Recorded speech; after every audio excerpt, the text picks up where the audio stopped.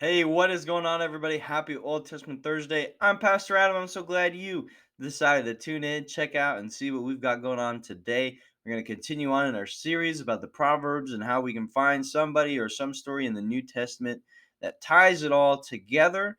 Man, I hope you're having a great week. I hope you're ready for the weekend. Let's dive into it today. But before we get to the Bible, I have a question for you, maybe more of a scenario for you.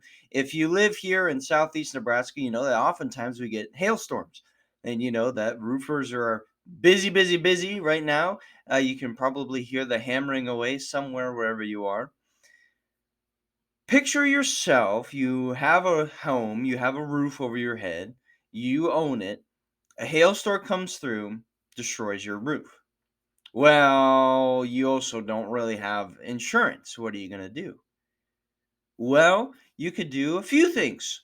Let's just say that you go the illegal route and you rob a bank or you commit fraud and you say you have insurance, but you don't have insurance and they put the new roof on. The invoice comes to your door and you kind of rip it up and throw it away. Pretend like it never happened.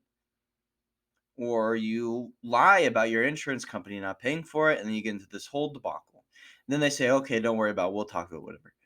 And somehow, some way you get through with it and you get the new roof, you didn't have to pay. Woo! Yeah, you got through with it. Until somebody actually shows up and the police come and they knock on your door and they, say, "Hey, what's going on here?" And then they arrest you and then you go to jail for fraud. Good idea, right? Wrong. What does this all have to do with the Bible? What does this have to do with you? Because you obviously wouldn't commit fraud. No way you wouldn't. So check this out, Proverbs chapter 10, verse 2 and 3. Ill-gotten treasures have no lasting value, but righteousness delivers from death. The Lord does not let the righteous go hungry, but he thwarts the craving of the wicked. What does this all have to do? Well, I look at our world and things are going crazy, especially if you look at some bigger cities. Their Walmarts are getting ransacked, their Targets are getting things stolen from, and people can't do anything. Well, there's a big move of anti-corporation, this and that, and you go in, you steal all the stuff, and then woohoo, you have your stuff. Well, that's ill-gotten treasure. It has no lasting value. There's no way you can be an honorable person, have do that and think that it's all right. That's an ill-gotten treasure. It's no lasting value. See, there's value in being righteous, promoting righteousness in your own life. When you go after a treasure, you if you're righteous, you're going after what God wants you to go after.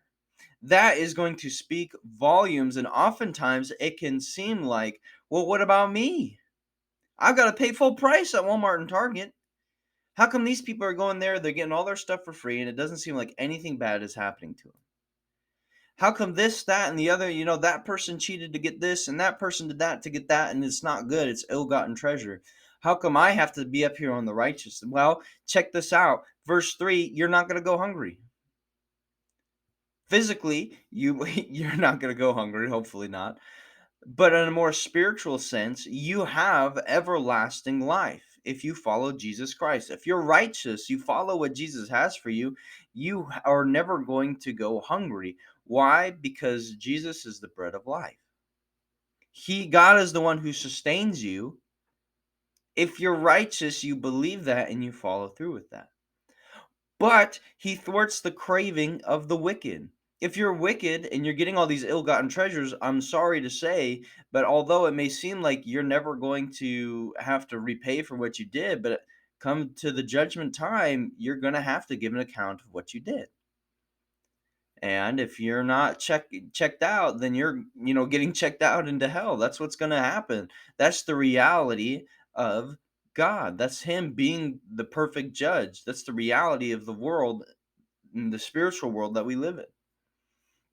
What does this mean for you and me, and what can we get out of this proverb? Well, if you are righteous and you look around and you see all these things or these people getting ill-gotten treasures, and you might be a little jealous. You might be a little, how come I can't have that stuff?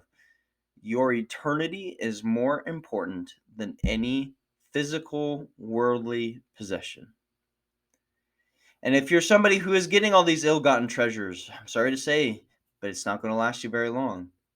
It may last you your whole life here on earth, but guess what? In terms of eternity, sorry, but if you don't, go after righteousness and you go after your ill-gotten treasures, it's not going to be good for you. So what can you take away with this? Choose righteousness.